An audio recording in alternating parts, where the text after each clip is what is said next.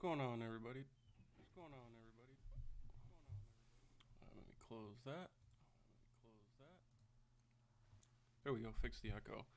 We are live. Welcome to episode 7 of Just Chatting Seahawks. If you're watching on the live stream, appreciate you joining. If you're catching the YouTube, I appreciate that as well. How's everybody doing? It's Friday. It's been kind of a crazy week. Had something kind of go down last week. We had the draft, much anticipated. We definitely needed it for sure, and it was cool. It was exciting. It was interesting to see how they did. We're going to do it virtually. What's up, Android? Appreciate you joining the stream, dude. Go Hawks. Yeah, so it kind of went way smoother than I expected it to. I was expecting way more like mishaps and technical issues, but I guess they got that sorted out. So I would say watching wise with the crowd and like the players going on the stage, it was kind of boring, but I mean, they still like managed to drag out the first 2 or 3 picks, right, for TV anyways, even though we knew the Bengals were going Burrow for like, the whole year. So anyways, it was pretty cool, but yeah, I guess we can like recap the draft and kind of get to some future, or I guess talk about what are the like updated needs for the team, right? Now that the draft is over, I guess you could call this phase 4 of player acquisition. Now that the draft's over, teams are filling out their 90-man rosters. That final phase of player acquisition where players are starting to get cut from other teams. There's going to be more cap casualties, kind of like the Seahawks had, right? They had a few cap casualties. We lost, we let go of Justin Britt. I think some of us, or most of us, anticipated that, right? What's up, Dark Soldier? Yeah, it was fun, dude. Appreciate you joining the stream, by the way. People were anticipating Britt to go. I was kind of thinking he was going to stick around, but after they acquired Finney and we looked at the film, saw he was a better center, it kind of made sense, obviously financially. And the more free agents they signed, the tighter the cap got, and the more we anticipated if we're going to make a big move, we're going to need to cut some people. And we still haven't made that big move, like Clowney's still out there. But I guess we could get to that a little bit later. The other cut was DJ Fluker. Happy for him getting a job real quick. I think he was only like free for a day or two before the Ravens got him. So happy for him. He was a good dude. I just think with Seattle, the way that they drafted, the cap situation, and then him kind of being banged up here and there, I think it was time for them to move on. Andrew, you said, are we out of comp picks? Are we out on comp picks? Can you maybe elaborate the question? I think you mean for next year. We won't know. I don't think. Or you're talking about the free agent acquisitions. Yeah, so we signed a bunch of guys. I don't know where that stands right now. I'll have to get back to you on that on a next stream. But we definitely were like way more active in free agency than I thought. We signed a bunch of guys. They definitely fixed their depth issue. Yeah, for sure, dude. I'll definitely look into it. And drop your Twitter handles just so I, if you're coming from Twitter, so I know who you are. We were way more active in free agency than I thought. We didn't make big splashes, but we fixed our depth issue. And now we're starting to get a clearer picture after the draft, right? As you kind of see on the spreadsheet, I usually like to keep the running tally on the roster. And I'll add like financials and stuff to this so we get a more detailed look. Oh, what's up, dude? Yeah, what's up? HTR. Good. I forgot that it was your Twitch channel for sure. Well, I appreciate you joining, dude. So, where was I? So, I guess we can go through the recap of the draft and kind of explain all the picks, I guess my initial reactions to it, and then where I'm at a week later, right? We've had time to digest it.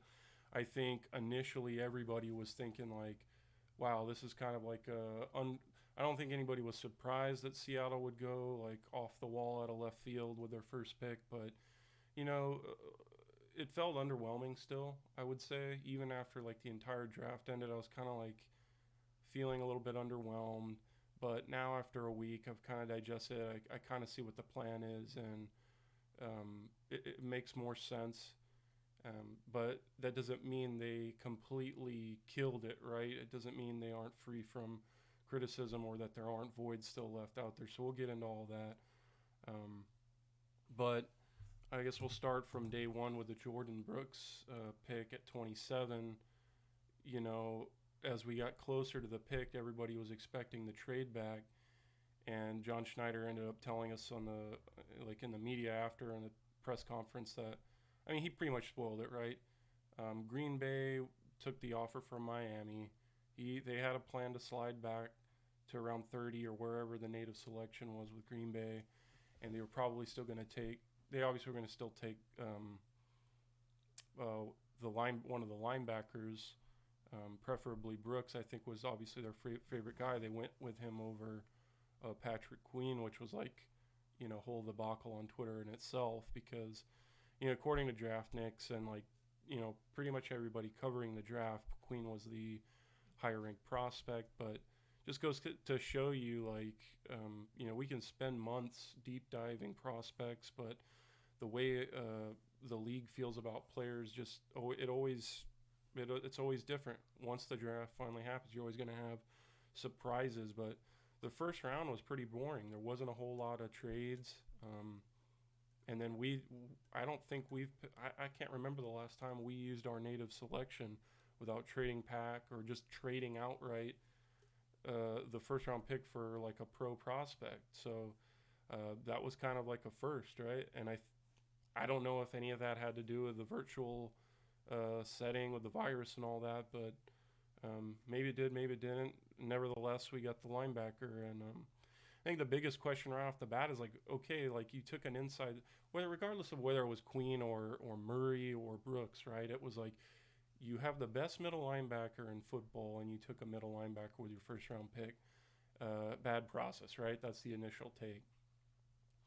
And yeah, I guess it sort of makes sense to a degree because the knock on him initially too was, well, this guy is like a QB spy in Texas Tech's system, but you gotta consider the coaching staff changes, guys. With Texas Tech, he played under Matt Wells this last year, and by the way, just in general as a prospect, I think he was a top three guy for sure in terms of middle linebackers. Whether it was Murray, Queen, or Brooks, I think the shelf after those three guys dramatically fell out. So, in hindsight, it makes sense that if you wanted to take an inside linebacker, you were going to have to do it in day one, if not like very, very early day two. I'm talking the first 10 picks in day two, if you wanted to get one of those inside linebackers. So, in terms of how thin each of these position groups were and how, long you could wait on one, you couldn't wait with the inside linebacker. He was not going to be there in day two, and I think that's why they ultimately took Brooks over Darrell Taylor, because again, we later found out that they would have been comfortable taking Darrell in the first round. So they just factored in like, okay, the shelf's just going to completely fall out inside linebacker. We got to get our guy right here. And again, not to like sort of bounce back and forth and without finishing points, I apologize about that. I'm kind of a spaz in that sense, but to kind of circle back to the pass coverage thing, you got to go back to when Kingsbury was there, and he was asked to do that. I think Schneider was joking in the post day one presser that he texted Louis Riddick, who covers the draft for ESPN, saying, really, the guy can't cover pass. He's got terrible pass coverage. He was just joking because he was a former colleague. But, if you were just looking at 2019 film of Brooks, you would see, yeah, okay, this guy, there's a question mark with his pass coverage just because he hasn't done it. So it's not necessarily that he couldn't do it. It's just he wasn't asked to. So, but when you go back to the underclass film, he did do it, and he didn't do a bad job at it. I think some of the guys on Twitter, like Griffin, I see my spin move. He's covered that pretty well. Definitely go back to his threads and look at the coverage that he's done. He's got the all 22 for Texas Tech in 2018. So, that's a really good resource to kind of get an elevator quick pitch type, not even elevator quick pitch. Like, he goes in depth on it.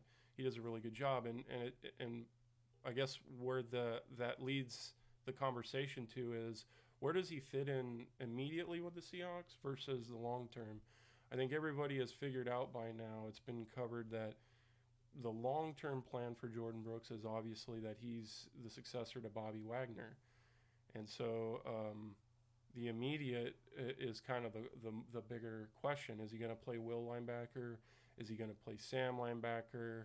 You've got KJ Wright here. You've got Cody Barton here. It's like what do you who's going to play Will? Who's going to play Sam?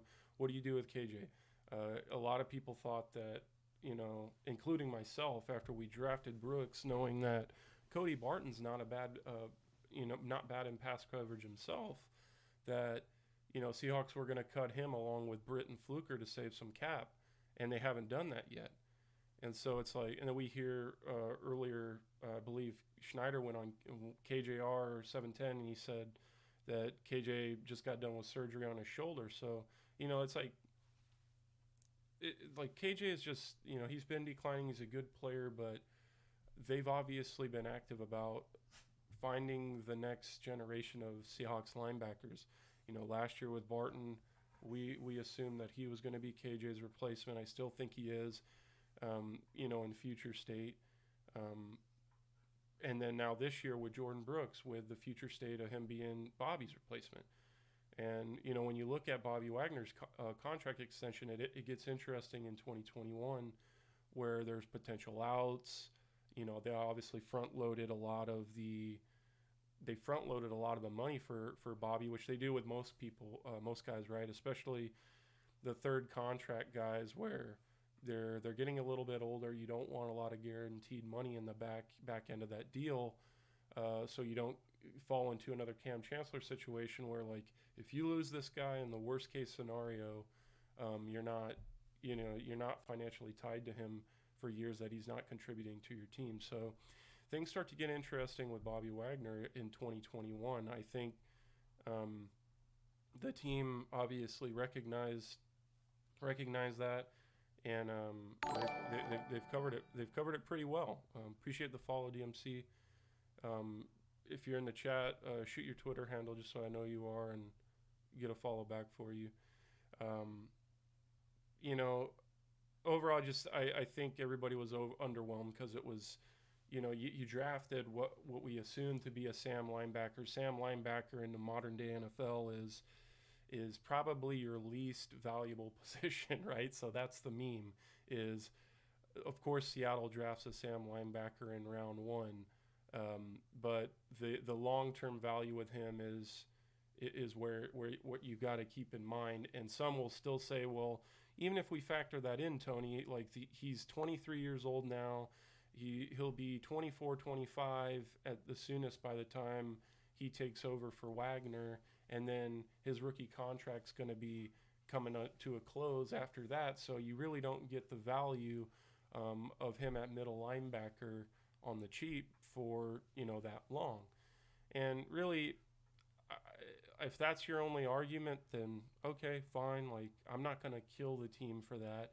And you notice I have him at will linebacker here. I don't think the door is necessarily shut on Jordan Brooks being their day one will linebacker. I think a lot of people said, well, Cody Barton's going to be the will. It's not going to be Jordan Brooks. He can't pass. He can't cover passes. Well, we just don't know that yet, guys. We need to let that play out in camp. We need to find out what happens to KJ Wright. I think if you got a gun to my head today, I say KJ Wright probably is moving positions. I would say he's probably going to move over to Sam. I think if he's not cut and he remains on the final roster, he's probably taking a reduced role. Um, he's had knee surgeries like every year, just cleanups, minor things, but he's just that's the nature of the business. He's physically starting to deteriorate. If you follow him on Instagram, before this virus thing happened, he was always like taking pictures of himself in his IG story of like getting acupuncture at the VMAC, saying don't let your kids play this stupid game. Like he's physically been worn out. His knees are deteriorating. He's having surgeries every year. DMCU say. I think Wagner's Mike, Brooks is Will after KJ, and Barton at Sam. That's probably a good assumption, man, because you don't want to just hand the rookie the job, right? And just out of respect for KJ, who's a do everything right guy, never griped once, even when he had no guarantees on his contract. Handled everything really professionally. I think he's a guy that they could easily move on from, but they're doing right by him by taking care of him, at least through the medical process, right? Because if he's got to have surgeries, he's going to have rehab. He gets all that covered by the team. So, if they're not cutting him right now, like they did with Fluke and Britt, then my assumption is they're just trying to see how he comes into camp, if we have it at all, and just making sure he's taken care of health-wise. So, if he stays, great. If he doesn't, like I've said in previous episodes, guys, I hate to say it, but I'm happy to see the next era of Seahawks come in. I'll miss KJ. I think he was still playing good ball last year, but it might just be time, So, full after a week of digesting it, I really like the Jordan Brooks pick. I'm not going to give a letter grade. I don't like doing that. I think it's silly, but just from a team building perspective, it was a surprise, but it was something that none of us were. It was the last thing that we thought of was inside linebacker. And just to think like how deep this position was a year ago, it just wasn't even on our minds that this was a top priority for this team going into this draft. And here they are surprising us once again. So Jordan Brooks, he'll compete at will, I think, and it's gonna be cool to see all three of those guys out on the field. Even though that's a whole nother debate with base defense, guys, but those three linebackers, I think, particularly with Brooks and Barton, if in the future state we do go to a primarily nickel defense, which we need to, your two linebackers long term being Brooks and Barton, those young cogs, I think they've set themselves up pretty nicely there, post Wagner and KJ. Andrew, you said tough to be in a spot where the player is still above average and good, but expensive and declining, easy to cut guys when they suck. You got that right, man. I can't argue with that. It just is crazy to think that like maybe Wagner lost a step and they were like they just like right away they're like, all right, we got to figure this out before we get caught with our pants down. They didn't waste any time finding another inside linebacker.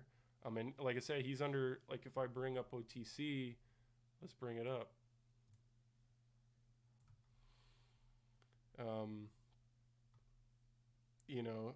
Big cap hit this year, but then you start looking into 2021, he's got the potential out and the dead money starts to drop a little bit more. It's still hefty, right? You're probably not getting rid of him, but the third year of that extension is like it's monopoly money. It's a fake year. It's like there's hardly any guarantees compared to the cap hit.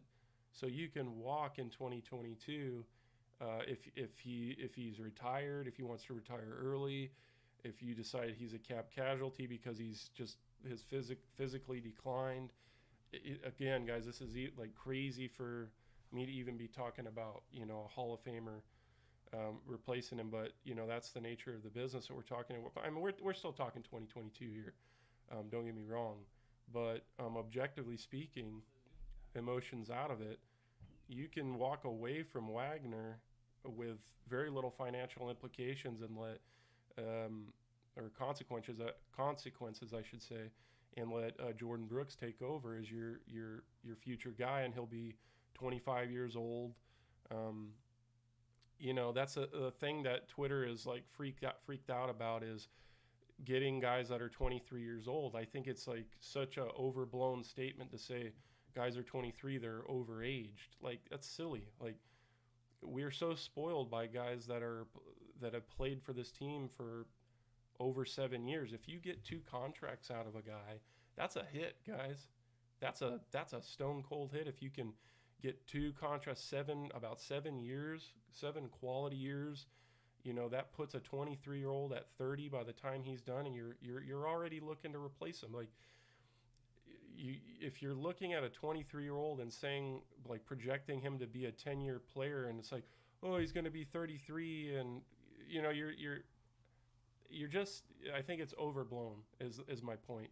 Um, you know, Ursua being 24 and then, like, before the year ends turning 25, yeah, that's overaged.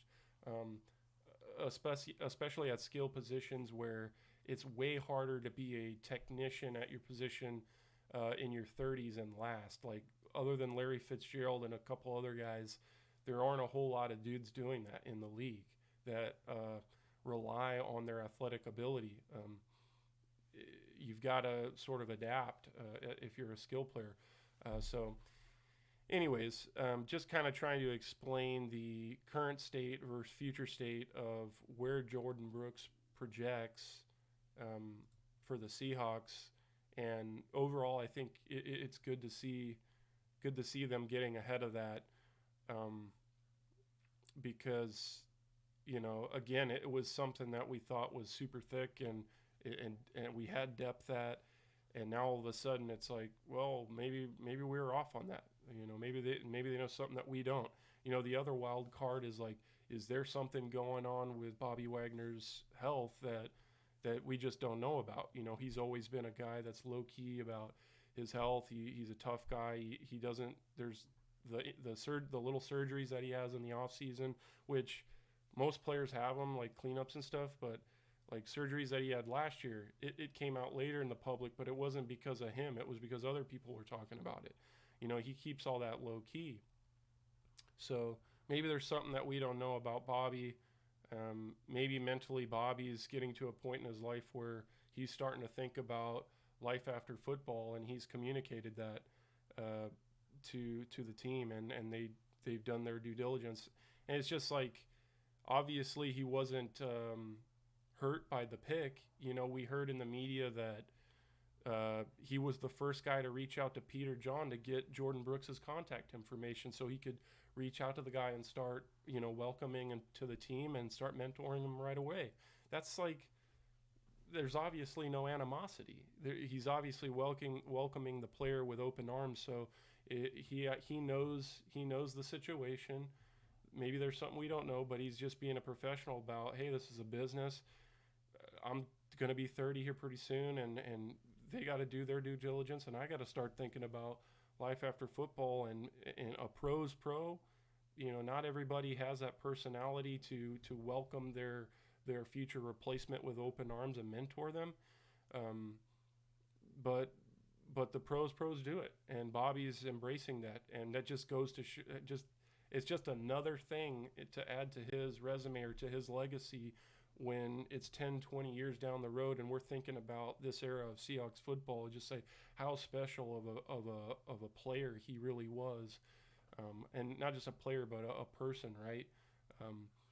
He's going to do big things just like Doug and some of the other guys after football. I have no doubt about it. So just trying to kind of vet and explain the Brooks pick. So if you guys have any, and then before I close on that, just from what I've seen objectively, like what he does good at, or what he's good at, and why the comparisons to Bobby Wagner. Like, you've heard his coach Matt Wells compare him to Bobby Wagner. You heard Seahawks brass compare him to Bobby Wagner. You've heard a couple people compare him to that. And one, it's probably not fair to both sides to give him that comparison first of all, Bobby Wagner's the best in the game. Let's not disrespect that, and start calling a rookie that hasn't played a single down Bobby Wagner.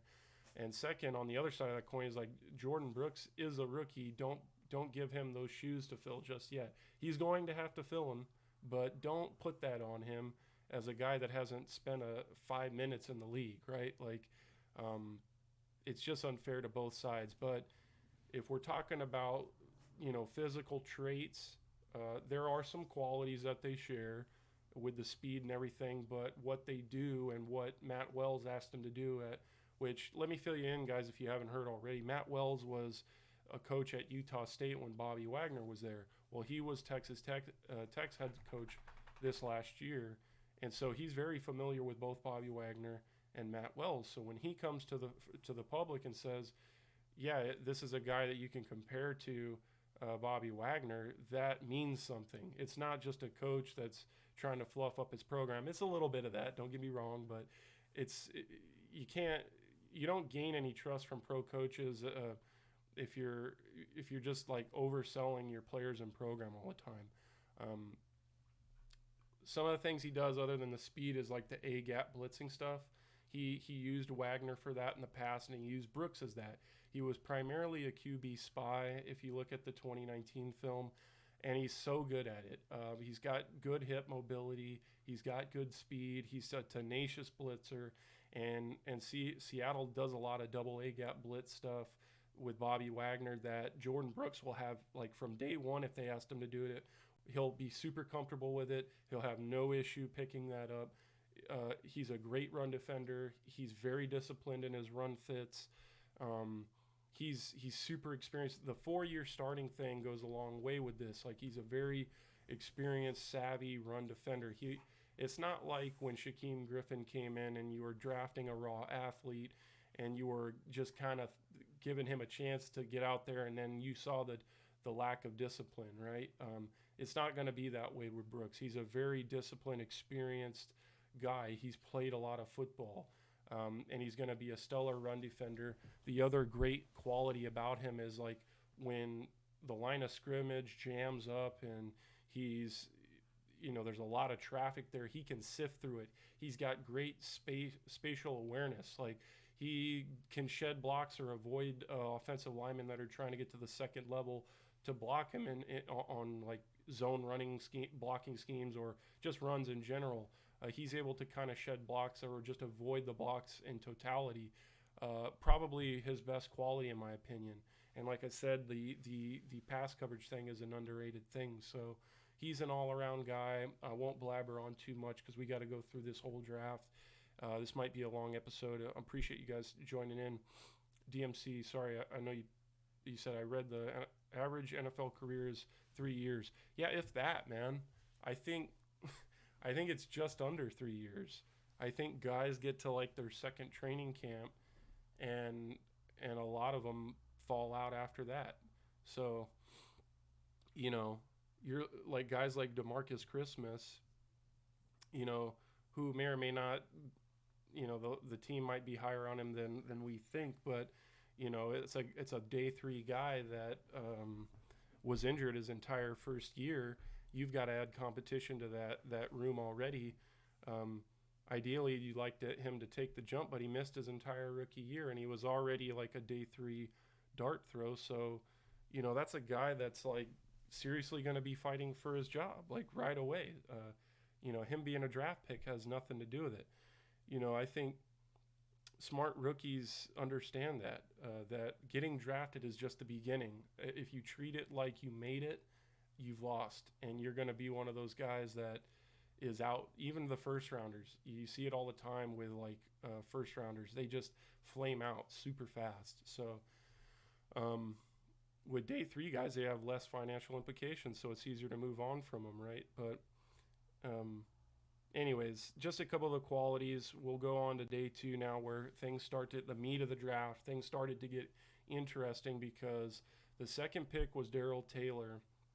And forgive me because I don't have the actual number up in front of me where he was selected, but after the day was over, we found out John said they were trying to draft or trade up rather even higher than they did to get Darrell Taylor. And again, they said that they were comfortable selecting Taylor in the first round.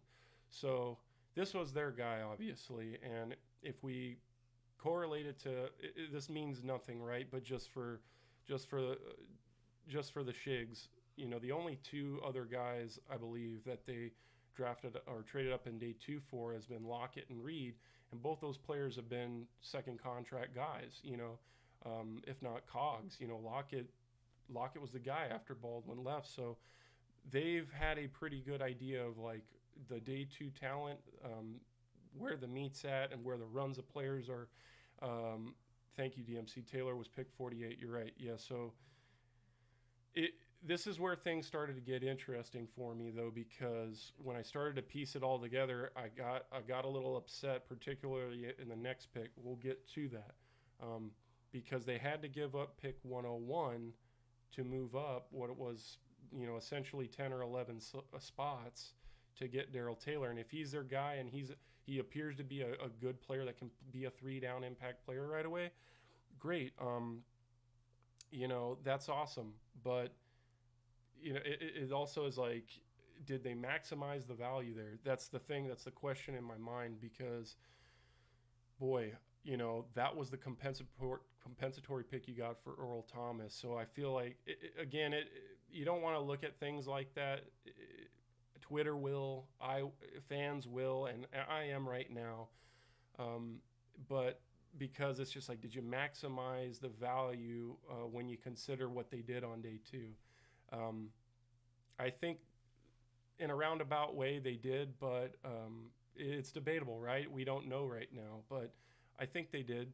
And I think Darrell Taylor, it's kind of crazy, right? Because we're expecting, what's going on with Clowney. Is he going to be the starting Leo? They brought in Irvin, they brought in Mayoa, and now they draft two Leo types. It's a log jam at that spot. We needed multiple guys, but we were thinking like Clowney was going to be in the fold by now, and he's not. So it'll be interesting to see how all that shakes out, because they didn't really address 5-tech. It's still kind of light in my opinion. That's why I was leaning towards 5-techs, like early guys like AJ Epinesa, late to mid round guys like Jason Strobridge from North Carolina. I thought he was a guy that could be a good 5-tech, 3-tech guy, sort of like Bennett, Michael Bennett they used in the past. They seem to just attack the Leo spot. So I've watched, of all the prospects, I've spent the most time on Darrell Taylor. He rushes with a plan. I think he's got multiple good moves. Like he rarely uses a spin, but he has one. He has a good counter step, but that's more of like his secondary move. He likes to win with, he likes to win with an outside rip move, which is, it's not too exotic. It's pretty common, but that's his best move. That's what's most natural. And I think he's better from the left end spot, particularly when he's able to get a closed stance. He's able to have a more explosive get off, which leads to like his biggest question mark that most people are talking about, which is his ball get off. He seems to be kind of lackadaisical. When you watch his film, he's all too often the last guy off the line, and he's gotten away with it. I've seen some reps where he's super late off the line. He's absolutely the last guy to get off, and he still gets rewarded with a sack. So in his mind and in the coach's mind, maybe they're teaching him like, hey, you got to be better at that. But a youngster is going to be like, hey, man, like, give me a break. I got the sack. Like, get off my back sort of thing. If he's a mature kid, which we think he is, if we think he, if he's coachable, then he's going to take that and say, yeah, I need to be more explosive. I can't just rest on, I was relatively productive in terms of sacks in college. That'll translate to the pros, because it won't, guys. If you're late in the pros, If you're lazy, or if you rely too much on athleticism, you're going to be in for a rude awakening when you get to the pros, guys. You're not going against the right tackles of Kentucky anymore, or smaller conferences where these guys are going to be. I don't mean to be disrespectful or anything, but they're not going to be in the league. They're going to be, selling insurance and stuff like that, working a Monday through Friday job just like me. That's their future. They don't have the athleticism. They don't have the technique. They don't have the coaching that an SEC school does. And even within the SEC, there's a very big gap from team to team in terms of coaching. So I think Tennessee had decent coaching.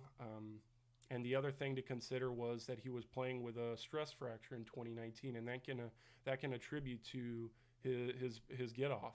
But the argument to that is, well, when you look at 2018, when he was healthy, it was still there too. So I think it's more of just who he is. It's a bad habit of his that the Seattle Seahawks coaching staff, Clint Hurt, the D-line coach, is going to have to break him of. Even the best prospects, guys, are unfinished prospects. Certain guys have more ceiling to get to, to unlock, abilities to unlock, and Darrell Taylor seems to be a high ceiling guy that still has a ways to go. I'm not saying he's not a raw guy. He's very technical. He does play with technique. You can see that he rushes with a plan. When he gets stuffed on the first move, he has a follow-up. He sets up his blockers. He's very aware, like if a quarterback takes a drop step way too deep, he's thinking about, well, I'm going outside here, but if I don't get it, I can cut back inside because the offensive tackle's taking a super wide set, and there's going to be room if the guard isn't combo blocking me. If he's got a man-on-man block, he's going to win that inside step. He's got great strength and block shedding ability. So, this isn't a raw guy, but I think he does still have a lot of ceiling that Seattle can coach out of him. I think he's going to be a 3-down impact player that can defend the run. He's very disciplined against RPOs when you watch the film. A good tackler, sound tackler. He aims for the near hip, which is how Seattle coaches their tackling to the whole team. He's very sound in that aspect, which goes a long way with them in their evaluation process. So, it's hard to understand character. He's a young guy, but I don't think he had any off-field issues. I think his coaches raved about him, and his interview afterwards seemed like he was very humble and very excited to get to work. So I'm excited to see him get in the competition with Benson Mayo and Irvin. And if Clowney's here, then great. If not, then you're probably looking at your starting Leo defender there, guys, that they got there. So that's your first day one impact starter, which, in my opinion, is unless he busts, and they were absolutely wrong about their evaluation, then is a great value. Trading up for him, trading up on paper is technically not not good practice, but he might end up just being a great player and a 3-down impact player right away and crushing that narrative. So I'm excited for him. If you guys have any questions on Taylor in specific, shoot him in the chat box, and I'll try to answer. DMC, you said, is there a chance we bring Michael Bennett back? Dude, earlier in free agency, I thought maybe there would be a chance.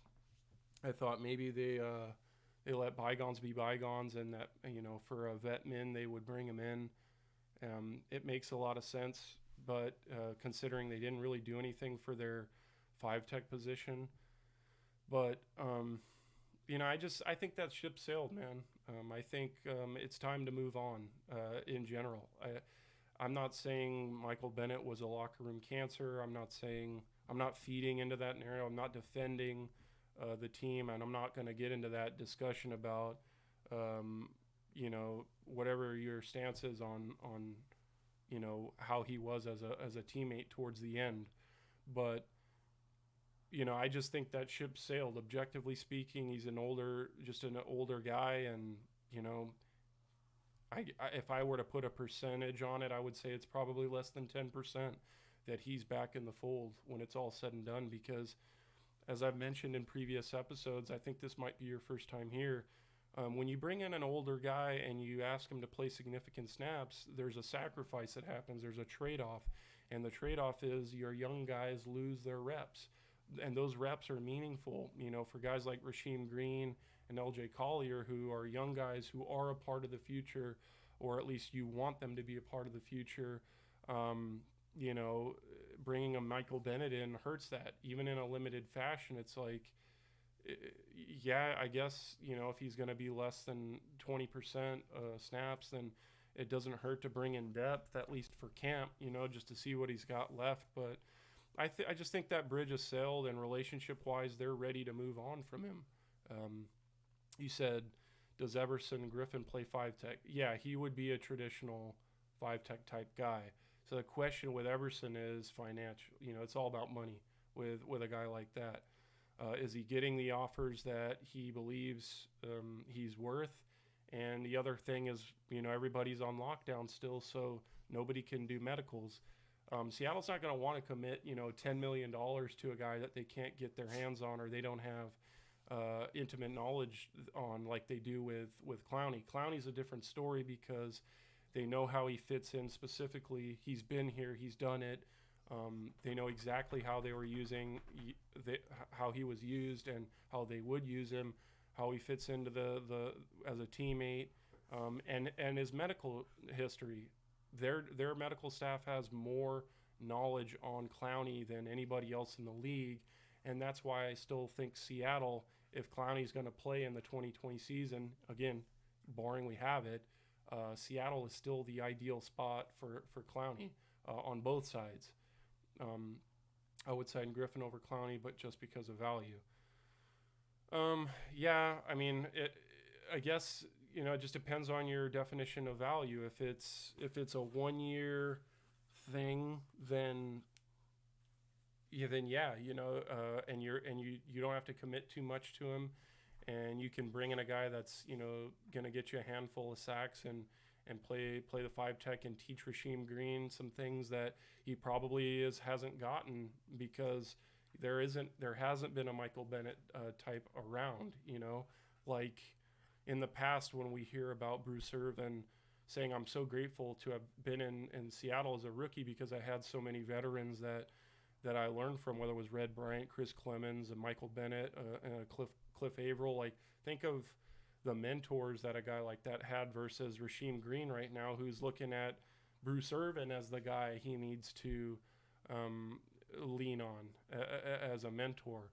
That stuff is super invaluable, and you definitely need one in the room. So maybe the argument for Michael Bennett is that you just don't have, or Griffin, right, is that you don't have the veteran presence other than Irvin in that entire defensive line group. So, Darrell Taylor, just to kind of wrap it up, he's also 23. So the sooner he can get on the field, the better, obviously. But, if Clowney's not around, I think that bodes well for Taylor. If not, then, there's pros and cons to both scenarios. Taylor can lean on Clowney and learn from him, but also he's probably a guy that they're going to get out on the field for, around 30% of the snaps, even with Clowney. So getting Clowney back, I don't think hurts Darrell Taylor as much as it does Alton Robinson or, say, like Bruce or Mayoa, right? Who are already coming in to look for, just limited roles. They're not going to be 3 down, 60 snap guys a game. Like they're coming in here to be rotational guys. And like with Irvin, he's also going to play a bit of Sam linebacker. So that also adds to the whole linebacker topic that we were talking about. I forgot to mention that when we were talking about linebackers. You got Irvin in here and he's going to play some Sam linebacker. That only further complicates the Is it Barton? Is it Wright? Is it Brooks? Who starts there? How does that look?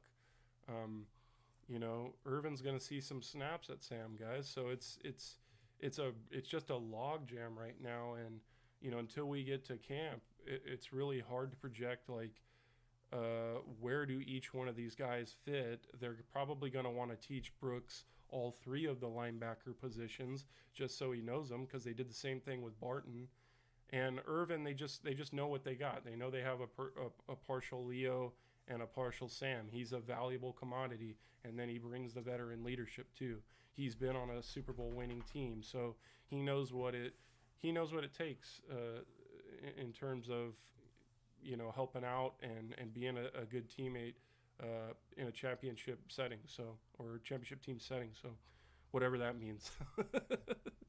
I certainly don't know, but I guess that brings me to the third pick. And again, guys, keep asking questions. I have no problem. Interrupt me. Like if I'm moving on to something and you still have questions about an older prospect that I moved on from, ask me, and I'll give you, to the best of my knowledge, my opinion on it, just to be and if not, if I have absolutely no idea, I might be able to refer you to somebody on Twitter who I respect their opinion on.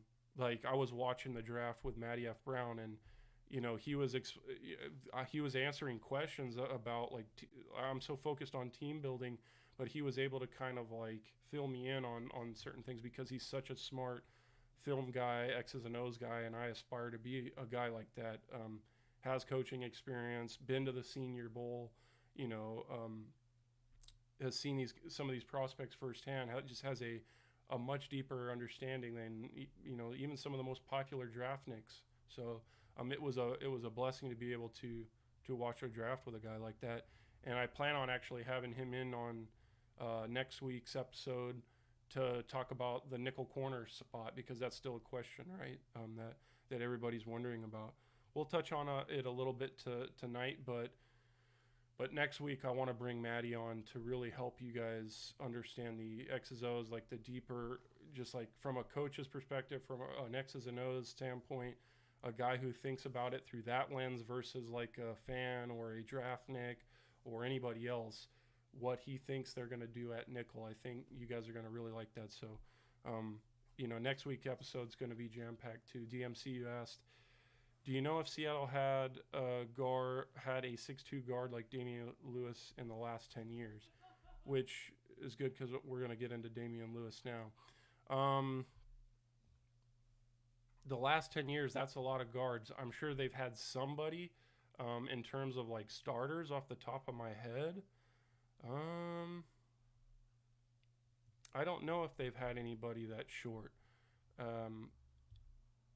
It definitely suggests that there's been a change at the guard, right? Because we assumed that things would, philosophy-wise, that things would change a little bit once Mike Solari took over for Tom Cable.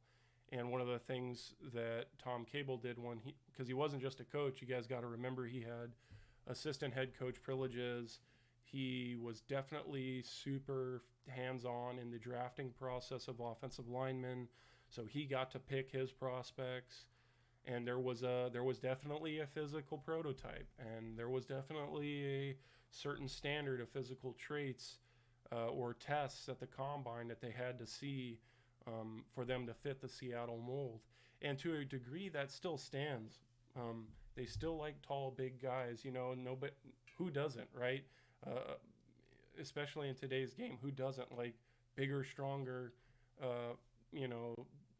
guys that just maul with long arms, that just have this crazy wingspan reach. They can, punch these DNs before they can even get to them. All those things factor in. Give me a sec. But I don't think the size with Damian Lewis, I guess it matters more, to answer your question in a roundabout way.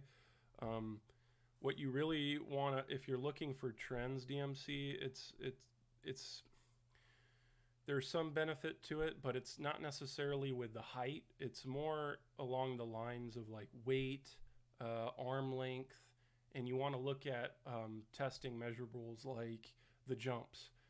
A good way to tell if a big guy is explosive is to see if he's a good jumper, because that indicates he's got explosive strength in his lower body, which you need when you're an offensive lineman shooting out of a 2-point stance or a 3-point stance. You need to be able to explode out of that stance to get to the, especially if it's a run block play. You need to explode out and initiate and attack your assignment. And a jump, the broad jump is a great indicator of that. A vertical jump is a great indicator of that. So when you see a guy that's 300 pounds plus that has a vertical jump of 30 inches, that's a freaky athlete. It might not be, at first glance, it might not seem like that crazy, because we see guys like Henry Ruggs and Peoples Jones and basketball players, jumping 40 inches plus. That is like athletic, which is freaky, right? Don't get me wrong, but what's equally as impressive from an athletic standpoint is a guy that's 300 pounds that can run quicker than a 540. Like, you got a 300-pound guy running 4.9s. That's blazing, guys. If he's jumping a vert that's higher than 30 inches, that's explosive. If he's broad jumping over 108 inches, that's explosive. And that's transferable. That gives you an idea of, like I said, his explosive strength. So you said, I'm going to look at guards Solari had in the past and see if they compare to Lewis. Yeah, well, physically wise, yeah, there's some things that transfer. But film wise, and this goes for the free agents they brought in, like with Shell and Finney, too. There's a trend going on, guys. Oh, what's up, Will? Dude, I appreciate you joining in, dude. Thank you. And I forgot to get back to you earlier on your. I saw your text, dude. Yeah, dude. I'm excited for Penny Sewell this year too, for sure. So I got to dive into that film, but it's a little early for me, right? I usually wait. I'm gonna do a better job this year, but I'm excited for your Oregon boys. But I appreciate you joining the stream. Well, what I was saying is there's a trend that's changing, guys. At least if you're an analytics person or you go off PFF grades, a lot of the guys they brought in are better pass blockers than run blockers, or pass protectors rather than run blockers. That's a change in philosophy. That indicates a change in philosophy of guys that they've brought in the past, where it's like, we just want big guys that are maulers in the run game. DJ Fluker, Mike Upati. We just want maulers in the run game, and then we'll go from there. We'll let Russell Wilson's athletic ability cover for any bad pass protection, which is, again, guys, that's bad process, but you can't fix everything in 1 year. And you have to go year to year and address issues. And when you're going through philosophical changes from Tom Cable to Mike Solari, not only is the physical part changing, but the strategy's changing.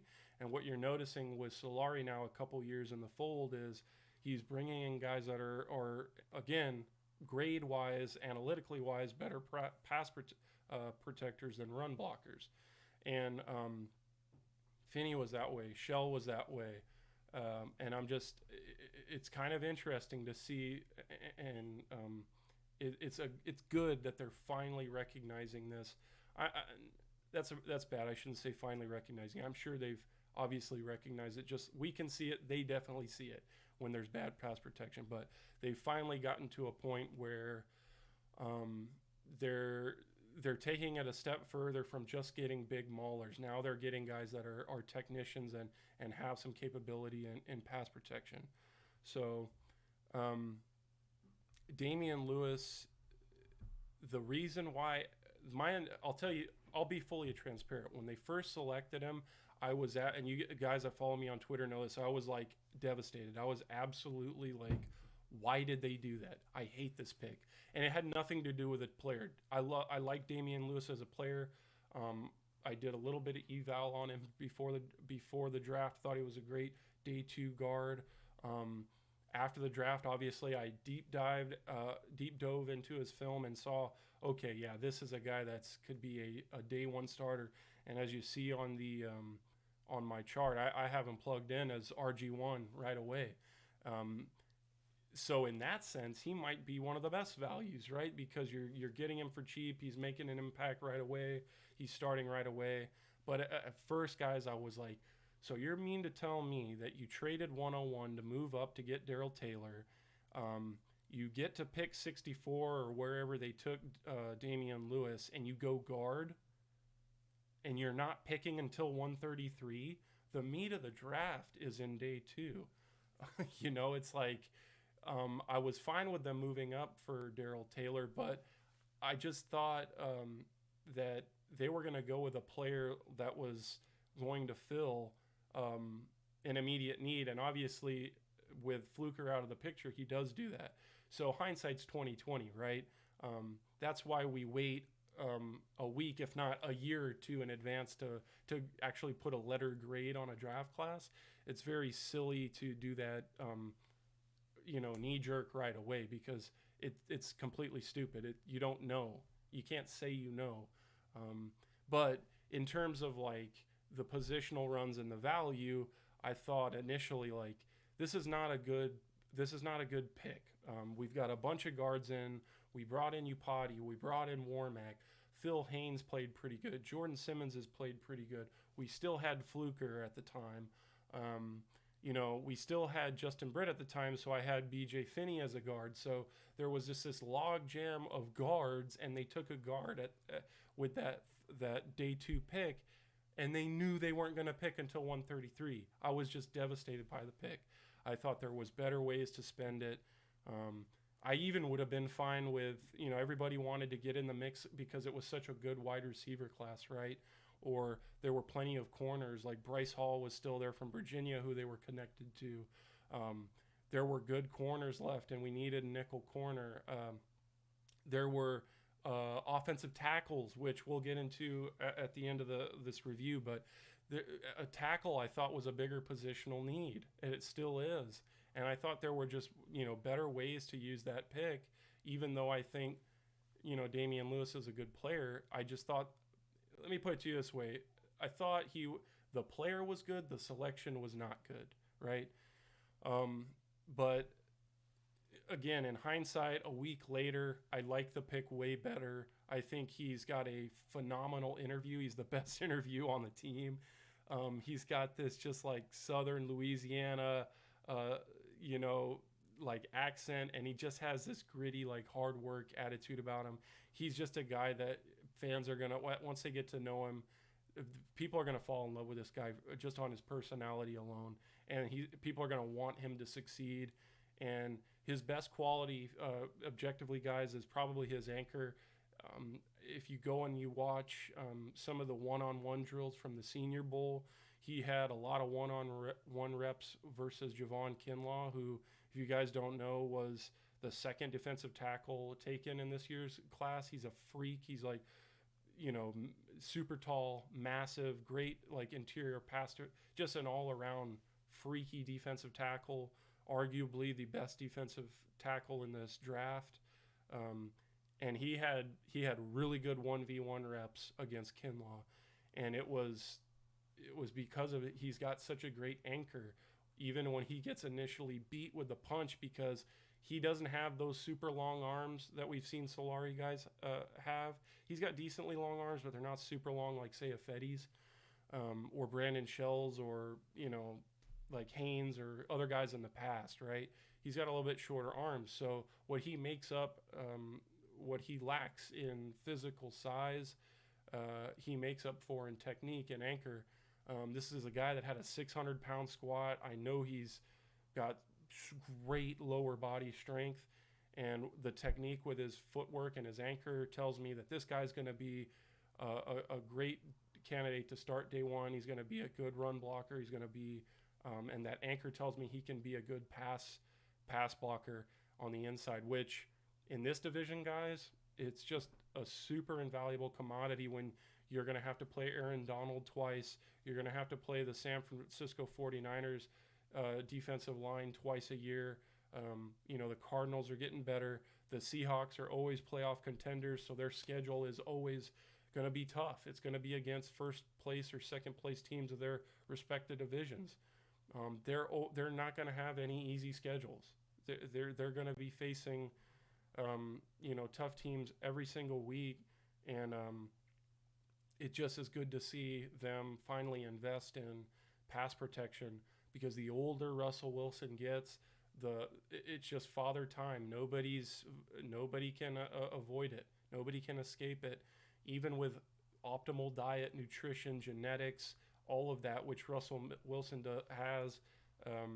Maybe not the genetic side, but everything else, right? He has such a good work ethic to keep his body in shape and stay on top of that. Even with all that, you cannot avoid father time.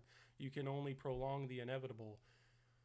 I don't mean to ramble on, but my point was, as his physical traits decline, as his legs go, which we've already started to see, guys, he's not as fast as he was. He's not as mobile as he was. As that gets worse, as that trait gets worse, we're going to need to be a better pass protection team.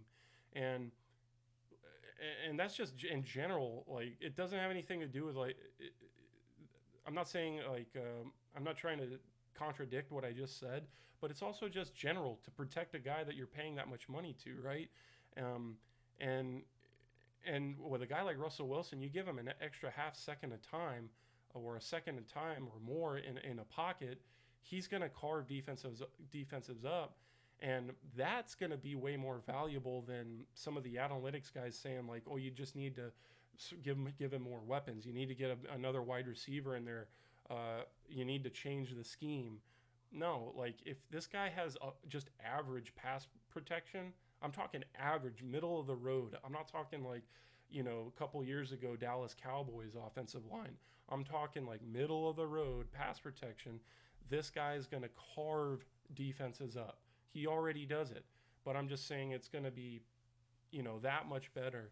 And that's something to get excited about in terms of, like, the guys that they brought in. Damien's going to be a great player.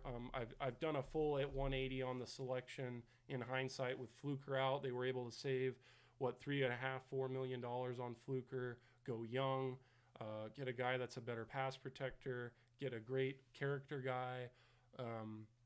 Again, you guys are going to see him. He's absolutely just a thrill to listen to, and he's going to be a fan favorite right away.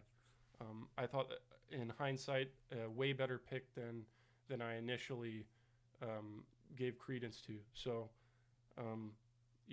let's just kind of quickly recap before we get into day 3. So Jordan Brooks maybe as a day 1 starter, guys, but you really need to view him as the long-term middle linebacker. That's where his value's at. And if that's what when you take that in consideration with how thin that position was, you got to say, like, hey, that's a good pick. Objectively, if that's a good pick, and he appears to be a good player. Again, this goes without saying with all the players, we've got to see them on the field before we can give a full grade on it. But in hindsight, we've digested it for a week. He appears to be a good selection. Darrell Taylor, he was their guy. They moved up for him. Without Clowney, he will be a day 1, probably 3-down impact player. Of course, they're going to have a bunch of D-line packages where they rotate guys in. So, he won't be 60 snaps. But if they needed him to be that, I think he has the savvy. He's got the technique. He's got the ability to be a 3-down Leo. That's how highly I think they view him. That's what I see on film. Again, I'm not saying there isn't a room to grow, but I think that was a great selection. And then Damian Lewis, again, in hindsight, after a week, with Fluker out, I think you got a day 1 starter there. That's a great pick. So the first 3 selections, guys, I think they did a good job. I think they did a relatively good job of not just the now, but the future. So let's get into day 3, where things start to get a little bit more interesting. They get some good value with one pick, and then not so much with the others. And let's just kind of preface this. Because I'm about to say some sort of negative things. I'm not a negative Nancy, but let's just preface all the negative stuff before I get into it with saying you can't hit on every pick. You're not going to hit on every pick. if you get one or two starters in each class, if you get one or two guys that end up being day one starters or getting to a second contract with your team, that's a good draft class, guys. That's how I judge when I go back in Wikipedia or look at past draft classes and say, was that a bust class or was that a good class? I'm really only looking for one or two players that got to a second contract or made a Pro Bowl or started, you know, a bunch of games like Trey Flowers, for example. We've talked about this in the past. If you guys have been on earlier episodes, he might be a guy that isn't very popular in Seahawks Twitter right now or with fans, but that's a guy who started over 30 games for you, converted from safety out of college, and was a day one starter for you guys. That's invaluable. That's a good player. Even if he doesn't get to a second contract, he was able to start that many games for you. That's a day 3 pick, guys. When you put it all together, you can't call that a bust. You just can't. Some people are going to call him a bust. That's just silly. That's false. So not to ramble on, but again, I'm prefacing some of the what I'm about to say with I get it. Not all of your picks can be hits. So here we go, day 3. So what initially made me kind of weary about the Damian Lewis selection was again to reiterate, they knew they weren't going to pick until 133, and when they got to 133, they took a tight end, Colby Parkinson. And I was thinking in my head, I'm like, what is going on with this team right now? They have Will Dissly, they have Greg Olsen, they have Hollister, they just tendered, they have Luke Wilson, and now they've used this 4th selection. They waited 70 some odd selections between the guard and now to go with a tight end when we have other needs, when there were other players still on positional needs still on where they go tight end.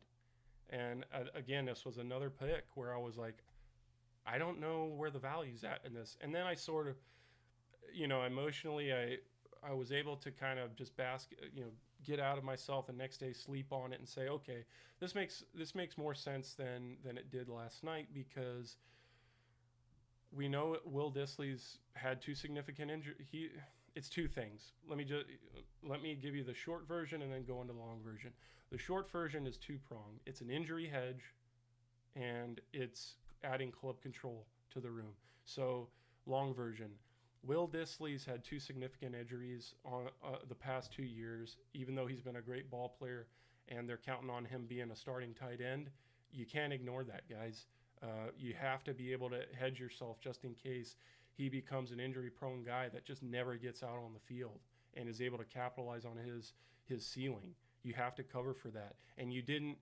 And because all the other guys are 1-year deal guys or old guys like Olsen, you don't have any club control. What I mean by club control is there's no years on contracts. These are all like short-term stopgaps. Greg Olsen is a stopgap. Hollister's a stopgap. Luke Wilson's on his last. We love him, but he's on his last limb, and he would tell you the same. He's not a guy that's going to all of a sudden hit a new tier in his. He's 30. He's been in the league, guys. Like, he's not a guy that's going to all of a sudden find another gear, another echelon of skill, and get a 3-year deal and become a starter on this team. No, he's a guy that you're familiar with, and he covers you until you can get a guy like a Colby Parkinson to replace him. And I just think it's ironic that he's also like a long hair, like, I don't mean to be disrespectful in any way, but like a hippie looking type, like Luke, right? If you guys have seen pictures, you'll know what I'm talking about. But anyways, to get into the pick, again, initially didn't like it, but now I'm kind of, it makes sense when you think about all those things, because maybe he doesn't make an impact day 1,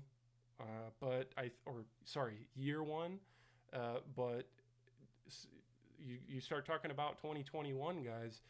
Greg Olsen's on under contract, Hollister's on under contract, Wilson's on under contract. He might be your tight end 1 or 2 by next year, depending on the status of Will Dissly if he gets healthy. And if that's the case, if he becomes a starting tight end by year 2 and you got him in day 3, you might as well add this to, the same value as the first 3 picks in terms of, just a hit, regardless of whether, you know, what he does in the first year. You've really hedged yourself for the scenario that an Olsen or a Disley get hurt again. So, and the other thing I want to mention about tight ends is I think they're going to carry 4 this year. In the past, they've carried 3. With rosters extending from 53 man to 55, I think tight end is one of those positions where you can carry an extra guy. I think O-line is probably the other one, if not defensive line. It's going to be team dependent, right? Who has the most depth where? But I think for Seattle, considering injury history, I think tight end is going to be one of those primary positions where they might carry an extra guy now that rosters have expanded to 55. So again, I like the pick. I'm going to get into more film with Colby, and so I can give a more like objective take on what he does well and what he doesn't do well. What I can say is historically, Stanford has put out guys. If you go through like Wikipedia, or just look at the history, whatever site that you like to use, Stanford has put in a ton of tight ends into the NFL. I guess I could bring up the names while we're at it right here, right? I mean, this is long form. It's not a podcast. We can look at it. I know a couple of the names, but let's just. I was looking at it. Of course, I didn't spell that right. Notre Dame tight ends drafted. Yeah, I was looking at it the other day, and I was just thinking to myself, like, holy crap, like that's crazy. So this year they sent Cole Kmet. Sorry, that was Notre Dame. Silly. Nobody stopped me. I'm talking about Stanford. Notre Dame is another tight end to the NFL school. Stanford is also. So you could just see right here on the short list of some of the names. They are historically like sending all these guys. So we took Parkinson this year. There weren't any. Caden Smith last year. Dalton Schultz the year before that. The year before that, Austin Hooper. It's like every year. And then a couple years you go back, Toy Lolo went to the Falcons. Kobe Fleener. You go further back, Alex Smith. Where's Tyler Eifert? Was he on here, or was he maybe I skipped over him. Maybe he was a Notre Dame guy. Zach Ertz. How could I forget Zach Ertz? There's just, and then, I won't mention Jim Dre, but, there's just a ton of tight ends from Stanford going to the league. And so, it's I think the pedigree thing had a part in them liking Parkinson over Troutman or Moss or some of the other guys that were available when they chose tight end. But I think between that and the fact that, like with the virus and no pro days, coaches are going to have to rely on like elevator pitches from coaches that they respect. Like, think of think of the guys the schools of the players they selected and the coaches there. Matt Wells had a connection to Bobby Wagner. Ed Orgeron, LSU. He's connected to Pete Carroll. They have ties from USC.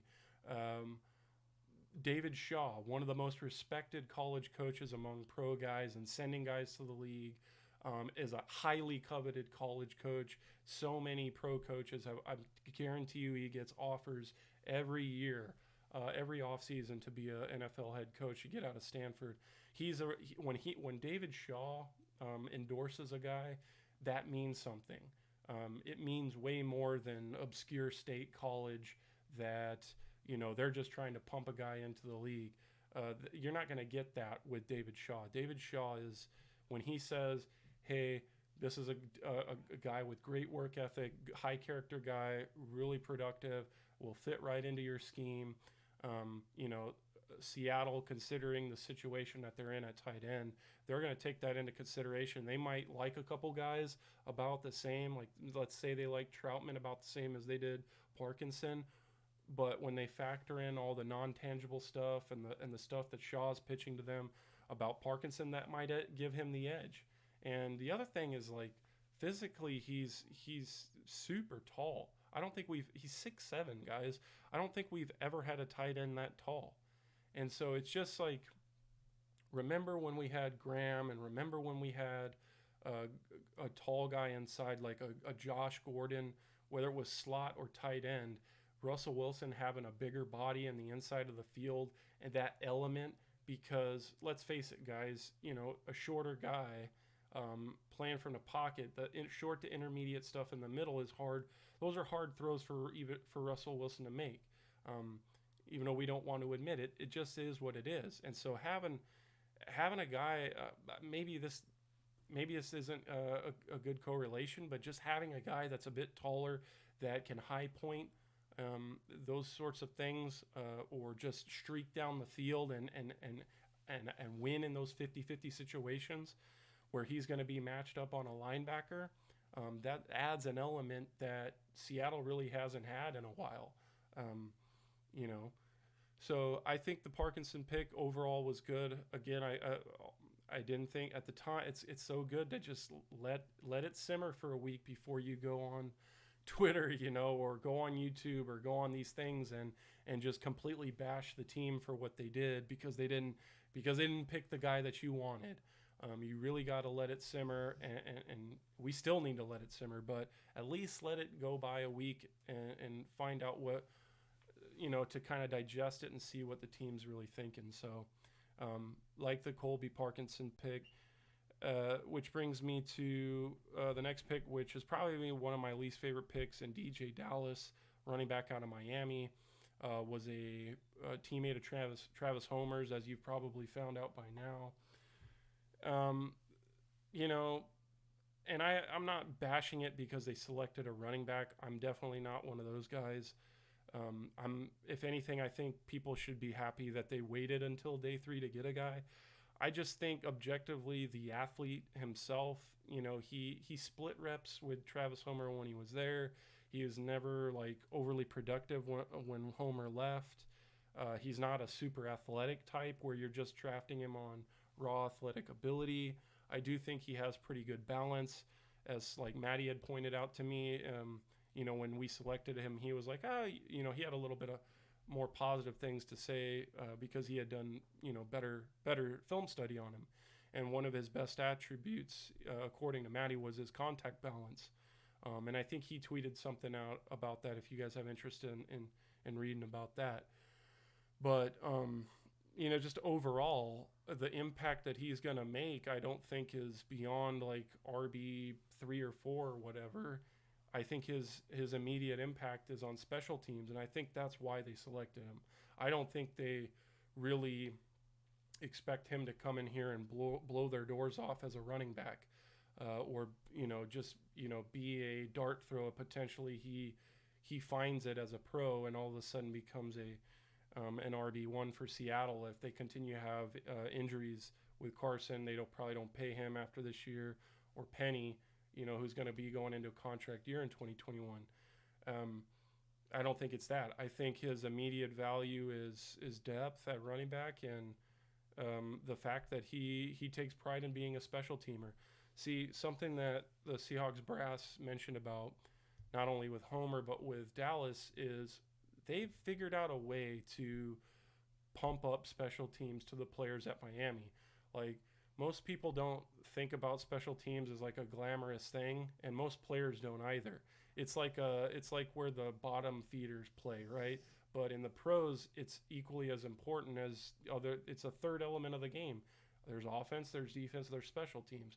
Well, in Miami, they figured out a way to. I'm talking about the Hurricanes in college. They figured out a way to make it so that only starters get the opportunity to play on special teams. So whereas it might be your depth players at other teams that play on special teams. Only the starters get to play. So they wear it like a badge of honor at Miami. So Travis Homer and DJ Dallas being special team standouts at Miami it says a little bit more than at other places because, again, the culture and the way that they've like figured a creative way to make it something that's glamorous to the players, that they want to be on special teams. They want to earn a role in special teams. They don't just want to be on offense or defense. They want to be more available. And that just goes to that old adage that like Cam Chancellor used to say when he was in his rookie contract, like the more you can do, the more valuable. Your best asset is availability. If you can be healthy and you can contribute to the team in more ways than one, then that puts you at a higher value than say the other guy that's going to be competing for a roster spot when final cuts happen. Like this guy Anthony Jones or Adam Choice, Patrick Carr, these other guys that are going to be competing for a job at running back, they don't have the special teams. At least I don't think so. They don't have the special teams, boxed off or box checked off like DJ Dallas does. I mean, that's why he was drafted and then they weren't, right? But I'm just trying to bring some light to the situation of why they picked it. It's people are going to bash them for taking running back just in general because analytics has got everybody freaked out on or devalue. Running back has been devalued or is a devalued position, but I think we go overboard when we say things like, well, just get a guy in undrafted free agency and it really doesn't matter. Like, okay, yeah, maybe it doesn't matter to a degree, but let's not just put like any freaking guy out there that runs 4.6 and, doesn't have any ability to read blocks, set up blocks, have good balance. Some physical traits do matter when it comes to running back guys. Like most arguments and debates, the truth is somewhere in between with this one. That's why it's safe to not just go on football guy side where it's like running backs matter, or analytics side where it's just like full on running backs don't matter. You can put Evan out there. you can put Seahawks Twitter guys out there and just have as much success. Like, no, it's not that easy. So, but yeah, DJ Dallas, he's going to be a special teams guy just like Homer, and I think that's the best way that he can contribute. Maybe be a kick returner, which is something that they needed to address with Tyler Lockett sort of not being as explosive since his leg break, but just the fact that he's your star, your wide receiver one to a degree. You don't want him risking injury with punt returns and kick returns. You want to give that role to a guy that's making way less money and doesn't have such a high responsibility and a high workload as a starter on defense or offense. So that's kind of the explanation on DJ Dallas, which brings me to Alton Robinson, their 5th round selection. He's a defensive end out of Syracuse. This is a guy, first of all, I would say this is probably, in terms of just like draftnik talk, this is probably their best value of the draft. In terms of like ceiling versus where they picked the player, this is probably the highest ceiling, best value. You got him super late value guy. That's Alton Robinson. Initially got D1 offers to play at Texas A&M. He had some red flag off-field issues before he got to Texas A&M. He was arrested on a felony robbery charge. I think if you guys haven't looked this up, go ahead and look it up. But I want to say he robbed his girlfriend's purse at the time when she was arriving at her house. Excuse me, got a cotton mouth right now. Not because I'm smoking, just because I'm talking, I'm yapping. Anyways, he was arrested on a felony robbery charge. Ripped a purse off his girlfriend's arm when she was arriving at his house. She ended up falling. So initially, it was really bad. He was, as silly as this sounds, it was facing up to like 20. I'm not justifying what he did in any way, in any means, right? But he was facing up to like 20 years in prison. To me, I think that's silly, but ultimately, let's not get into the politics of that. The point being, he was bailed out, but he lost his scholarship to Texas A&M guys, and he had to go to a JUCO college, where I believe the coach at Syracuse found him and ultimately gave him a scholarship opportunity to get back into D1 ball. So there he was really productive in 2018. 2019 was still good, but his best year was 2018. If you guys want to go back and watch highlights of him, in terms of like sack production, I'm not saying like he got better as a technician, and he's still got a ways to go. He's a young guy. I think he's definitely under 23. I think I want to say he's like 22 years old, so he's younger than um, Daryl Taylor in that sense.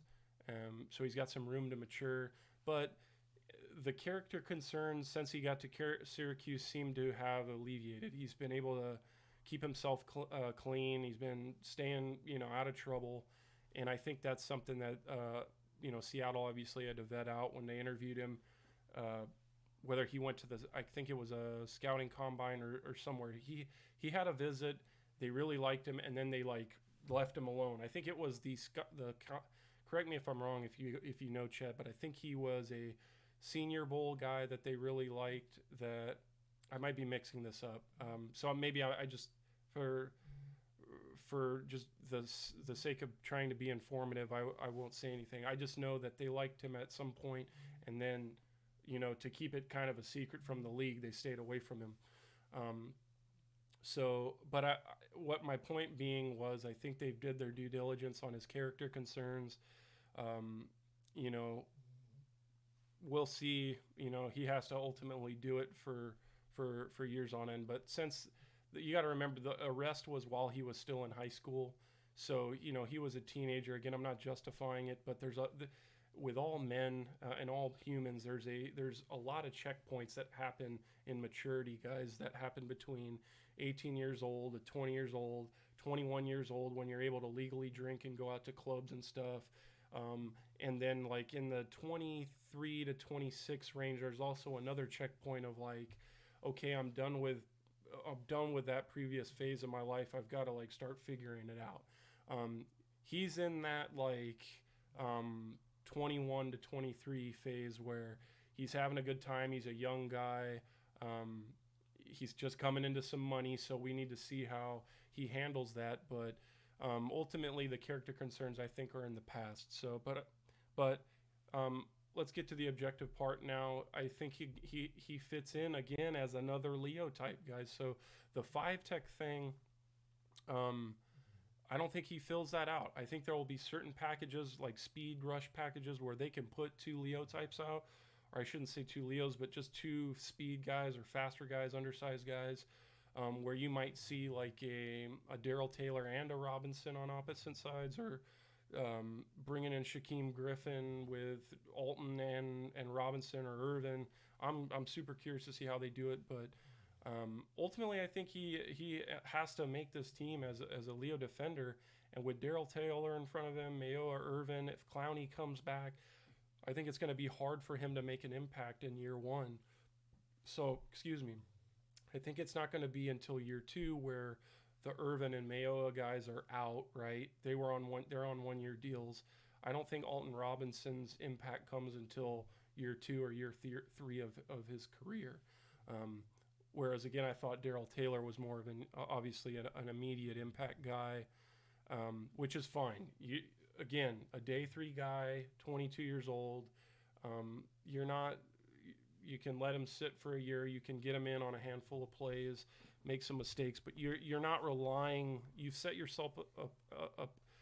Excuse me. You've set yourself up in a position where you don't need to rely on Alton Robinson to be your 3-down pass rusher. So that's the takeaway. We're coming up on an hour and a half, so I appreciate anybody who's sticking around. We're going to keep flying through this. Freddie Swain, wide receiver out of Florida. This is probably another one that's just head scratching. A lot of people that wanted wide receiver in this class were disappointed with the selection because I counted 35 receivers taken. Freddie Swain was the 32nd one taken. So they waited until the very last crop of guys to take a wide receiver, and they completely missed out on the meat of the draft where, Mims was falling. Some of those other guys were falling. Isaiah Hodgins, if you want to go, who actually ended up going like, just a handful of picks before Swain, was probably the last like super exciting guy to get. He went before they missed out on that. So with Freddie Swain, objectively he's a decent route runner, but he was the most efficient guy. It's not saying much because there wasn't much production amongst them, but he was the most efficient receiver at Florida, and that includes Van Jefferson, who was a day two guy who everybody really liked. He had more touchdowns on fewer catches, and if there's a mainstream stat that I think translates with wide receivers from college to pros, it's touchdowns. And I think when you watch him, particularly in the route breaks, the ability to create separation, it reminds you a lot of the guys that they've had in the past, be it Lockett, Baldwin, and again, I'm not trying to compare him to those guys, but I start to see some of the mannerisms, some of the physical mannerisms when he's like jumping into a route break and then making his cut. It reminds me a lot of like what Doug did and what Doug taught to Tyler, and Tyler does that a lot now too. So I think that's why, maybe they liked him better than some of the other dudes. Will, you said really wanted Hodgins. Yeah, dude, I mean, and, that's saying a lot coming from an Oregon guy, right? With him being a Beaver. So it's just one of those things where it's like, if you were going to critique them on missing out, it was wide receiver because, regardless of whether the strategy is taking best player available, following the board, going for position need, obviously positional need's not super high on wide receiver when you hit on DK Metcalf and you have Tyler Lockett in-house. But, they definitely missed out on some really good talent. You're talking about just a couple picks away with a guy like Hodgins being there, missing out. So it sucked, but we'll see if Freddie can make an impact. The problem is he doesn't physically bring anything like Hodgins would with size that is missing. Outside of DK Metcalf guys, you don't have another big body. The biggest body behind him is David Moore, and I think he's only like 6 foot or 6'1". Dorsett, Lockett, Ursua, Swain, these guys are just guys. Aaron Fuller, who was an undrafted kid from UW, I'm sure some of you guys are familiar with. These are all like lightweight, small guys. So they really missed out on an opportunity, in my opinion, to add some depth, if not get your future wide receiver 3. Earlier in free agency wanted them to go after guys like AJ Green. Obviously, when the Bengals tagged him, that was out of the question. But just in terms of what's missing in the wide receiver room, it's another big body, and they failed to address that. And that's why I think the Freddie Swain pick is just kind of lackluster. Again, I don't mean to be negative Nancy, but just objectively speaking, what's he going to do that John Ursua, Philip Dorsett, David Moore, what's he bring to the table that those guys don't? Excuse me. And again, maybe he proves me wrong and he ends up being the guy. But, when we look at his, I don't even know if he tested. If he did, I think the test was fine. It wasn't like knock your socks off. Physically, he's not like super imposing. The production we know is not that great. So what translates other than his route running to the league? It just, and the touchdowns, it's not, there's not much to get jazzed about with him. And if there was one critique, like I said, it's the fact that, Seattle just let so many guys go by without jumping into the mix, So next was the final pick, which was another tight end, Steven Sullivan. So they doubled down on LSU guys. They trade back in to the draft to get another tight end. So and with Steven Sullivan, this is another guy that's like a height, weight, speed guy. He's not He's not an ultra productive dude. I mean, shoot, Thaddeus Moss, who everybody was like hyped about, Randy Moss's son, started over him, and he didn't even get drafted. Moss went undrafted to the Redskins, guys, and he was the starter at LSU. So you're talking about Sullivan, his backup who caught a dozen balls last year. This is a guy that's like full on, like, has got to be a character guy, a height, weight, speed guy. They're really just throwing a dart at an athlete. What I was alluding to earlier with with having a the tall athlete in the middle, the Jimmy Graham element in the middle of the field that Russell really liked. It just adds to that argument, and it also adds to the argument that you need more club control moving forward, especially if Seattle's in a position where in future state with 55-man rosters, again, like I said, they want to go 4 tight ends. Maybe your future state tight end room is something like Will Dissly, Parkinson, Sullivan, and a Jag, some practice squad guy or some guy that's not on the roster. But maybe the nucleus is the Dissly, Parkinson, Sullivan thing. Maybe that's the future state ideal, and so it starts to make sense. But again, you can't really get too hyped about the production. So what I really wanted to get to with Sullivan was a couple things. One is I'm getting very I know they're different positions, but I'm getting very from fans.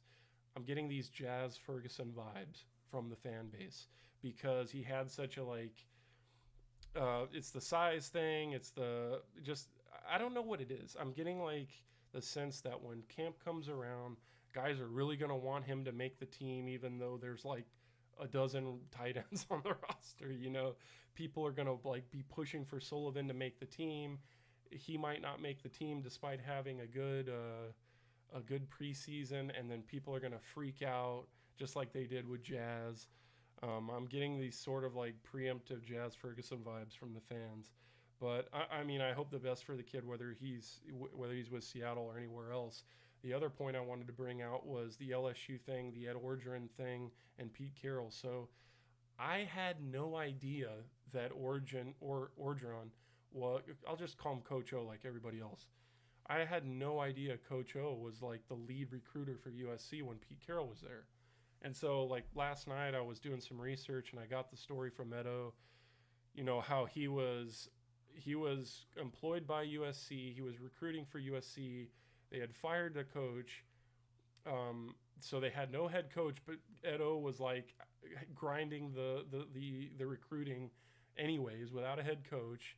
And he was out at some school and he got a call from some guy saying, if you're near the Anaheim Stadium area, you need to come on by. So he comes on, he goes to this school and they're watching some high school game. Can't remember the schools. He says at the end of the game, he ends up running into Pete Carroll of all people. And he's got his USC, Edo's got his USC garb on. And Pete says, "Coach, what are you doing here?" And, he's like, "Well, I'm recruiting." He's like, "You know these players here?" He's like, "Yeah, I'm evaling such and such, such and such." He's like, "Huh, interesting." And then Edo's sort of coaching him. He's like, "Well, what are you doing here?" He's like, "Well, he's probing. Pete says who are you recruiting for? Why are you recruiting?" And then he finally tells him, well, good job. And, I'm going to end up being announced the head coach of USC on Monday. And, Edo's super surprised because he doesn't know. And then he's he goes on to this whole spiel about, how their relationship started and everything. So I thought it was an interesting point. But to bring it full circle back to Sullivan and Lewis and Seattle, Pete Carroll taking 2 LSU players, I wonder why they didn't start taking more LSU guys in the past. If Pete Carroll fired that entire USC staff, but he kept Edo for a reason, because he trusted his work ethic. He trusted him as a recruiter. He ended up bringing in Mike Williams, Sean Cody, Lofa Tatupu. There's a whole list of names that ended up being cogs at USC for Pete Carroll that were directly recruited by Edo. So I'm surprised that it's taken this long for Pete Carroll to tap into Ed O's players. I'm not maybe like Thurald Simon. I don't know if Thurald Simon was there when Ed O got the LSU job, but he's been there for a while now, and I know he's recently gotten popular with obviously winning a national championship. But I'm just wondering why they didn't dip into the LSU pool before, because he seems like um, to make a comparison, if Nick Saban had the past with Bill Belichick, and you understand Saban's relationship with Bill, and how he, Bill really relies on Saban's. Alabama's cream of the crop organization in general, but Bill has a unique relationship with Saban because of their past, and he's able to get more out of Saban when it comes to his prospects coming out. And I'm starting to like make this correlation of like, that's kind of like what Ed O was for Pete. Why is it taking so long for this to like become public, and why is it taking so long for Pete Carroll to dip into the LSU pool? And then they finally do it this year, and it's on these character guys, right? Well, Lewis is a good player, but with Sullivan, it seems like it's a physical traits guy, but it was a guy that like Ed O spoke very highly of in terms of like a work ethic guy. So again, we're hitting all these like football guy terms: gritty, hard work, good work ethic, all the things that we've heard: smart, tough, reliable, that Seattle looks for in character when they're evaluating prospects. These guys fit the mold, but Pete and Ed have a unique relationship that he doesn't have with other coaches in the league. So it'll be interesting to see going forward, now that Ed O is a national champion and a highly touted head coach in college football. Now that he's going to have like top 5 recruiting classes every year, or for the time being at least, it'll be interesting to see if Pete dips into the LSU pool continuously going forward. That was my only other thought on Sullivan. So ultimately, guys, I think the draft class was good in general. Overall, I think the value of it, we're not going to see it until year 2 or 3, because ultimately, I think, like I mentioned earlier, some of these guys will be playing different positions in future years. Their immediate impact might be at a different position than where they are in future state. They might not get on the field as much until some of these veterans move out. Some of these stopgap players they have on year 1 deals are out of the picture. But Seattle's done overall a good job of creating a lot of competition at positions that we thought we might not necessarily have thought were positions of need. And then all of a sudden we kind of like, oh yeah, it makes sense. These are positions of need. However, now that we've covered the draft, I know this is going long. I'm going to try to wrap it up here in the next over the next 15 minutes. Going forward, what are the voids now? We know we're still trying to get Clowney, but the things that they didn't address in the draft: defensive tackle and offensive tackle. I think the number 1 need on this team as of today is future state left tackle. It's not on the roster right now, guys. It's not Cedric Ogbuehi. All respect to this Tommy Champion guy they signed an undrafted free agency.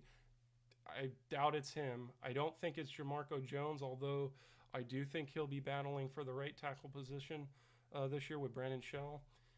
I don't see the future state left tackle on the team, guys.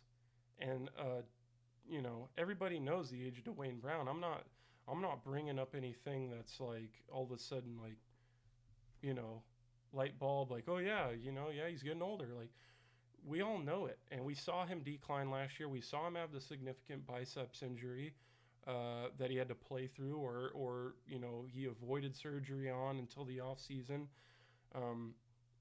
If he has an Andrew Whitworth type decline, we're going to be caught with our pants down at left tackle. And for a right-handed quarterback, that's your blindside tackle. That's your most important. That's one of your top 3, if not top 5.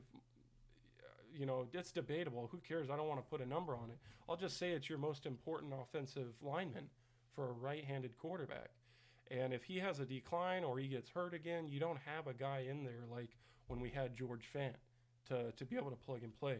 You're probably going to have to put in Jamarco Jones, who is more natural at guard or the right tackle spot that he played at Ohio State.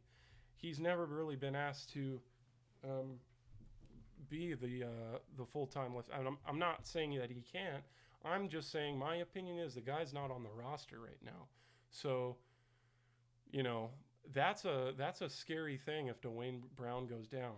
I'm talking like that really hurts your chances on making a run at a Super Bowl type thing.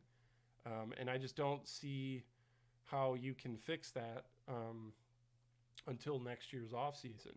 So the number one need right now is left tackle. They didn't draft a defensive tackle. They haven't signed a veteran Tony McDaniel, Al Woods type. I'm not sure they will.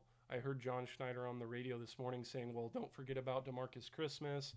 That's true. We need to see DeMarcus Christmas, but can we really put a lot of stock into that yet? We can't. Brian Monet, again, can we put a lot of stock into that? No. Everybody wants to see Nas Jones come back, but I think he's going to be cut. I don't know what happened to Nas Jones. We mentioned it every episode thus far.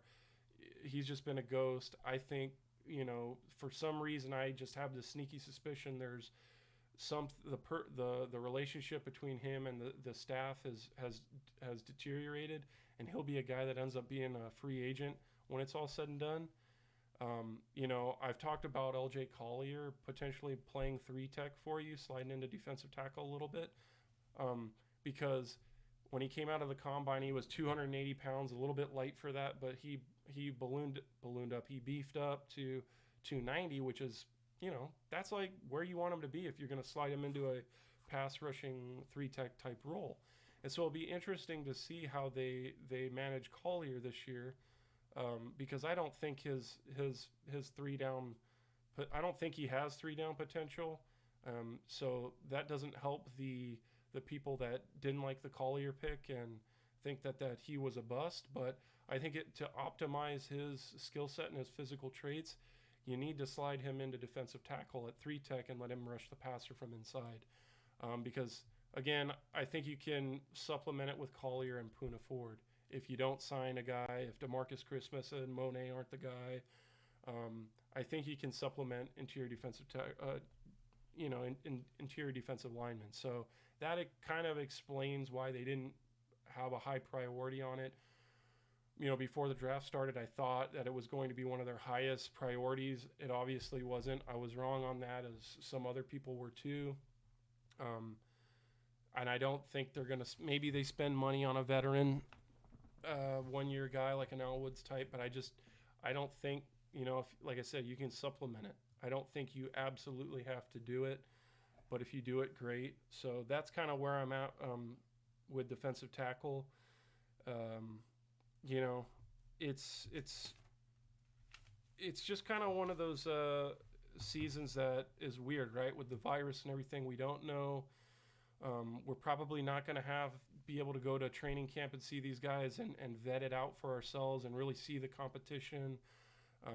I mean, I hope I'm saying this, but maybe things get better in the next few months, but I'm hoping so, guys, really do. But I'm preparing as though like we're not going to have a normal season, or we're not going to have a normal preseason or camp or OTAs, or rookie mini camps are all going to be virtual, as they've already indicated. So it's like, you know, it's really going to be harder to get a beat on where this team's at going into August, September because of COVID-19 and just the unorthodox method that teams are going to have to take. So it's interesting and frustrating and all those things as a fan, as somebody who studies team building like me. It's pretty frustrating. So we didn't really get into nickel, and you know, we're coming up on 2 hours, so I'll just give a really elevator thing, and then like I said, next week I'll have Matty Brown on hopefully, and we'll deep dive nickel cornerback and what we think the Seahawks plan for nickel cornerback is going to be going forward, because they didn't draft one. And here we are again looking at like Ugo Amadi, a bunch of other outside corners that they brought in, an undrafted free agency. Quentin Dunbar looks more like an outside corner. Shaquille Griffin physically could probably play nickel, but he's your best corner. I don't know that you want to move him from outside cornerback. But maybe that's naive of me to say. Maybe next week Maddie will be able to kind of enlighten me and you guys on that situation. But as of now, it looks like it's Ugo Amadi and a bunch of undrafted guys, that they brought in to compete for it. Um, I don't think, one thing I heard before we wrap up is like, oh, maybe Marquise Blair, that's the way you get him out on the field. And I don't know, maybe in big nickel situations, but I think traditionally, I just don't see it. I would love to get him on the field. If they do that, it's not the worst thing in the world, but ultimately, I think this guy needs to battle for the strong safety position and potentially push Bradley McDougald out. Like right away, I want to see him do that before he's a nickel corner. Because McDougald to me is like, this is his last year. I don't know.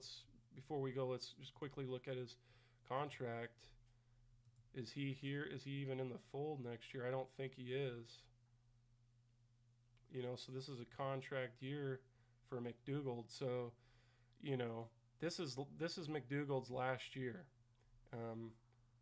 So you really need to get Blair on track to be your starting strong safety by this season, be it injury or just being better and pushing Bradley out, or next season. And I don't think that you do that by moving him to nickel corner. So I kind of just, maybe I'm wrong on that, and I'll eat crow if that's the case, but I just don't buy that narrative. I think people are fishing for an article because they just want to see Blair on the field, as do I, and that's a fair point, like I said, but just don't buy that. So we'll talk next Friday. I'm planning on Friday, probably earlier because Maddie's in Europe or like near London, guys. So he's in a different time zone. So I might be streaming a little earlier. Hopefully you guys can tune in to that. If not, obviously I'll post it up on the YouTube channel for people that can't join the live stream. I really appreciate everybody who joined. It looked like I got some new follows. I've seen some new faces in the chat, so I'm glad that people are. The more I do this, the more interaction I'm getting. I really appreciate all the support you guys. Like I said in the past, if you're new, this is just something that I'm trying to do for a hobby, maybe monetarily in the future. But for now, I'm just trying to explore a new platform with Twitch streaming, just kind of combining my gaming, my interests of gaming and football, and finding a platform that fits me, as well as tapping into a platform that's not being used by some of the other blogs or individual contributors that just use YouTube or just use audio for podcasts. So again, whoever's still in the chat, I know it's gone long, 2 hours. If you're still in, I appreciate you spending this much time or giving me this much of your attention. I absolutely do not deserve it, but thank you anyways. It's been a good episode 7. We'll see you guys on the next episode next Friday with Maddie, hopefully. Appreciate it. Talk to you guys later.